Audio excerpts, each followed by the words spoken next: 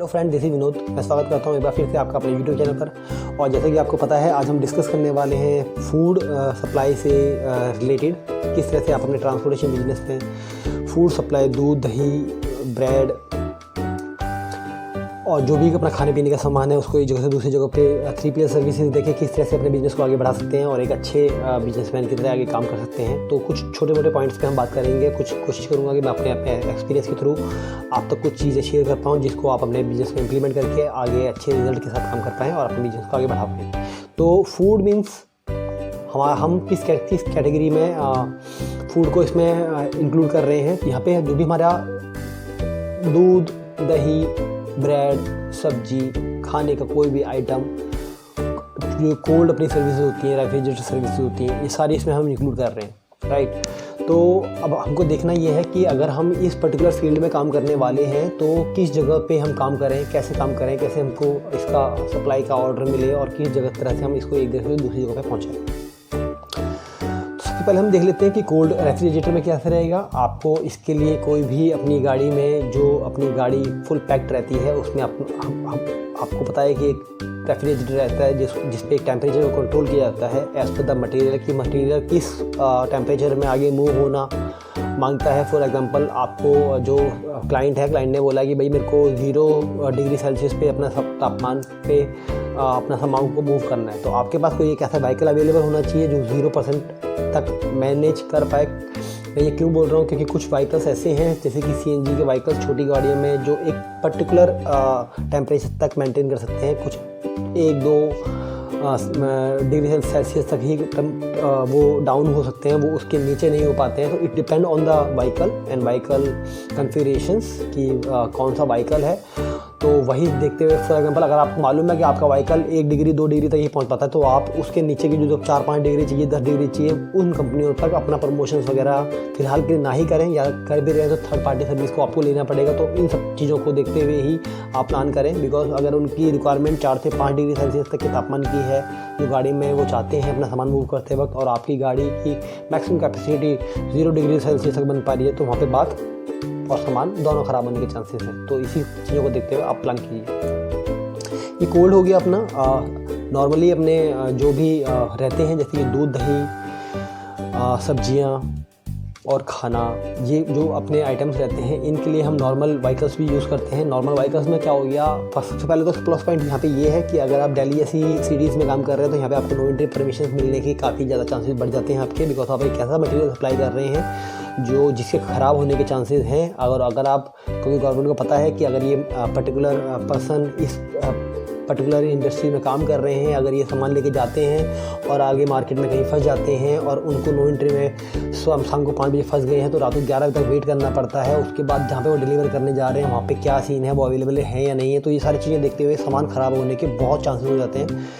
इसको देखते हुए गवर्नमेंट कुछ रिलैक्सेशन देती है इन पर्टिकुलर कैटेगरीज़ के लिए, जैसे कि खाने की हो गई, अपने मेडिसिन्स हो गई, अपना फ्लावर्स अपना हो गए, पेड़ पौधों के लिए हो गया, जो चीज़ें मतलब आप एक पर्टिकुलर टाइम तक ज़्यादा नहीं होल्ड कर सकते किसी पर्टिकुलर स्टेट पे और उसको आपको मूव करना ही है। उनको कुछ पर्टिकुलर कैटेगरीज के लिए कुछ रिलैक्सेशन मिलती है गवर्नमेंट के लिए, जिनमें से एक फूड इंडस्ट्री है। अगर आप खाने पीने का सामान एक दूसरी जगह पर ट्रांसपोर्ट करने का काम कर रहे हैं तो उसके लिए आपका एक प्लस पॉइंट है कि गवर्नमेंट से आपको जल्दी बाकियों के मुकाबले आपको नो एंट्री परमिशन का लेटर मिल जाएगा और आप अच्छे से अपने काम को आगे बढ़ा सकते हैं।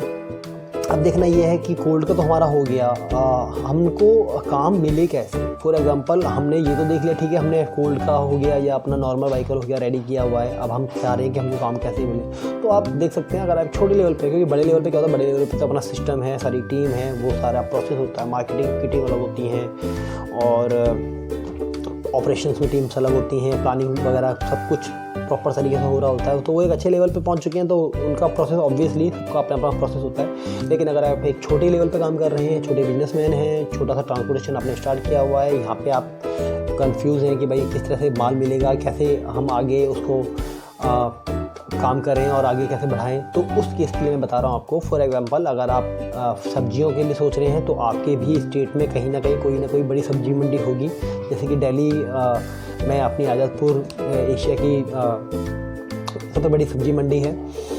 तो इसी तरह की कुछ जैसे कि आज़ादपुर में हो गया, ओखला में हो गई, और अपने अपने आप स्टेट्स में कुछ कुछ आपने देखा होगा कि कुछ कुछ कहीं कहीं पे कुछ सब्जी मंडियाँ होती हैं जहाँ से कि मोस्ट ऑफ द सेलर अपना सब्जी वहाँ से उठाते हैं और आगे कस्टमर तक सेल करते हैं। तो आप यहाँ पे क्या करते हैं, यहाँ पे 3PL सर्विसेज आप यूज़ कर सकते हैं। यहाँ पे डायरेक्टली आप वहाँ से उठा के कस्टमर तक भी सेल कर सकते हैं। फॉर एग्जांपल आपने कस्टमर तक कैसे सेल करना है, आपने फॉर एग्जांपल जहाँ पे आप रहते हैं, आपने वहाँ पे क्या किया, वहाँ पे आपने 10 लोगों से बात कर ली कि भाई आप मार्केट से लेते हैं, आप मार्केट में आपको 10 रुपये किलो मिलने वाला है, मैं आपको 9 रुपये किलो ला के दूँगा डायरेक्ट यहीं से आपको मिल जाएगा। वहाँ पे क्या हुआ, वहाँ पे आपका ट्रांसपोर्टेशन यूज़ हुआ है सबसे पहली चीज़, और आपने कम मार्जिन पे लोगों को स्टार्टिंग में सामान दे दिया है। कुछ टाइम बाद क्या होगा कि जहाँ पे आप सामान दे रहे हैं वहाँ पे बराबर उस बाज़ार को छोड़ के वो लोग आपके पास आपके घर पे आके सामान दे के जाएंगे। ये ज़्यादा दिन नहीं, महीने 2 महीने में भी पॉसिबल है। आप समझ सकते हैं प्रैक्टिकली, ये कोई हवा की बातें नहीं है कि आपने अगर मान लीजिए 9 रुपये की सब्ज़ी किसी कहीं 10 रुपये की मिल रही है और आपने 9 रुपये की दे दी है, तो ये बहुत बड़ा अपने आप में रेट होता है। और माउथ टू माउथ मार्केटिंग यहाँ पे आप क्रिएट कर देते हैं। लोग अपने आप ही बताते हैं कि भाई वहाँ पे 10 रुपये किलो आलू था, हम वहाँ से 9 रुपये किलो लाए हैं, और कोई बाजार का टाइम नहीं है।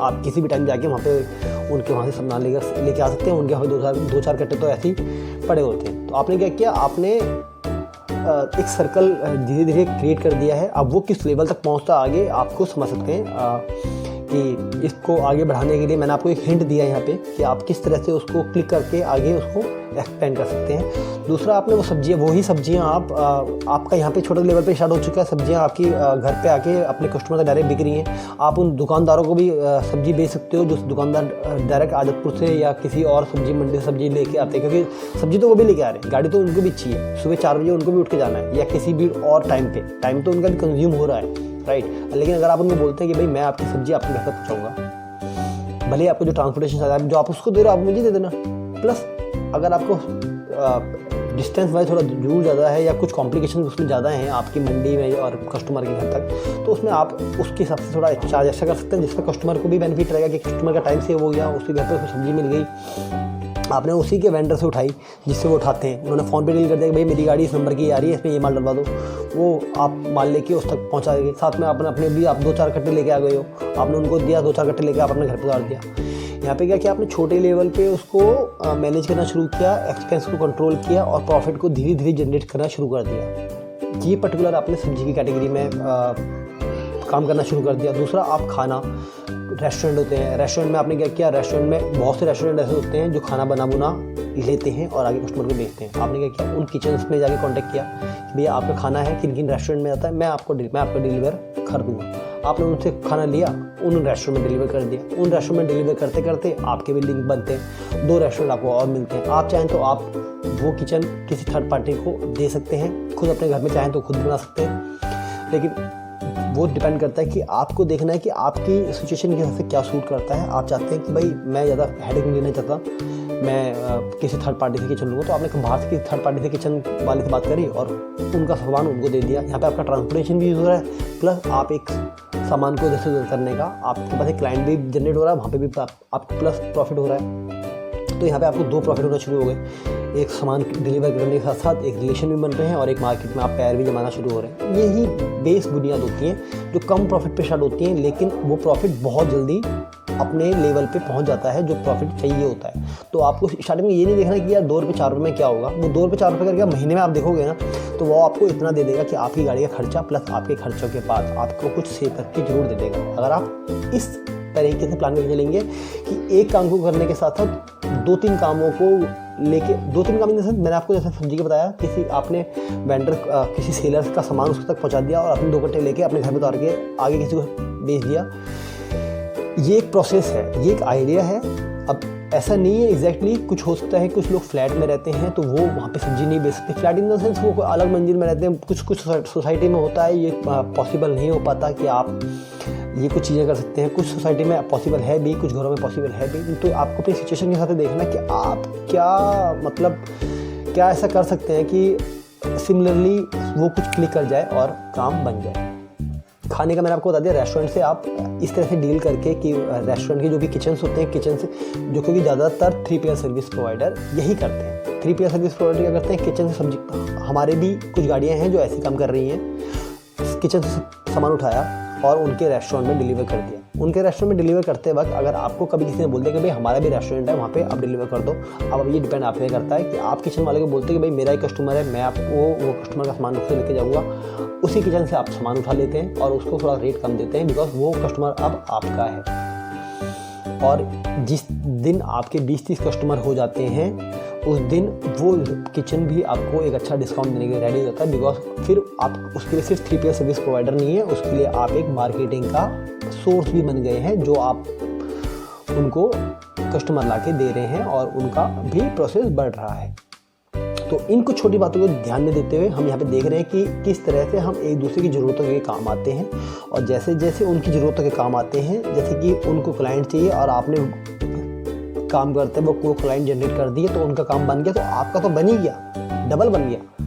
नए कस्टमर भी आ गए, आपने हैंड ओवर भी कर दिया, उनसे प्रॉफिट भी ले लिया, वो भी खुश, आप भी खुश, कस्टमर तो खुश है ही। यहाँ पे एक प्रोसेस धीरे धीरे ऐसे मैनेज होता है, और इस पर्टिकुलर फूड इंडस्ट्री में चाहे वो खाना हो, चाहे वो सब्जी हो, चाहे वो दूध हो, चाहे वो ब्रेड हो, हम इसी तरीके से सर्कल बाय सर्कल, दूध में भी आप मान के चलिए यही प्रोसेस है। आप किसी भी डेयरी से डायरेक्टली गाड़ियाँ आती हैं, उनकी बड़ी गाड़ियाँ रहती हैं, उनकी बड़ी गाड़ियों से भी सामान उठा के आप आगे डिस्ट्रीब्यूट कर सकते हैं। डायरेक्ट उनके प्लांट में जाके भी आप वहाँ से सामान लेके आगे डिस्ट्रीब्यूट कर सकते हैं। उसमें आपको पहले कस्टमर बनाने होते हैं कि हाँ भाई मैं आपके पास कल दूध के थैले लेके आऊँगा, 20 दूध के थैले उतारूँगा, 1-2 ट्रे उतारूँगा, 4 ट्रे उतारूँगा, 4 ब्रेड उतारूँगा, जो भी है वो पहले आप ऑर्डर लेते हैं। उस ऑर्डर के हिसाब से आप आगे जाते हैं, वहाँ से माल लेके उनमें डिस्ट्रीब्यूट कर देते हैं और 9 बजे तक अपना काम खत्म करके फ्री हो जाते हैं। उसके बाद अपना अलग काम में लग सकते हैं। तो ये कुछ इन्फॉर्मेशन थी जो मैंने कोशिश करी मैं आपके साथ शेयर करूं, और आगे भी यही कोशिश करूंगा कि जो भी मेरे एक्सपीरियंस की बेसिस जो भी कुछ इन्फॉर्मेशन हैं मैं आपके साथ शेयर करूं, और वो आप अपने बिजनेस में इम्प्लीमेंट करके अपने बिजनेस को आगे बढ़ा पाएँ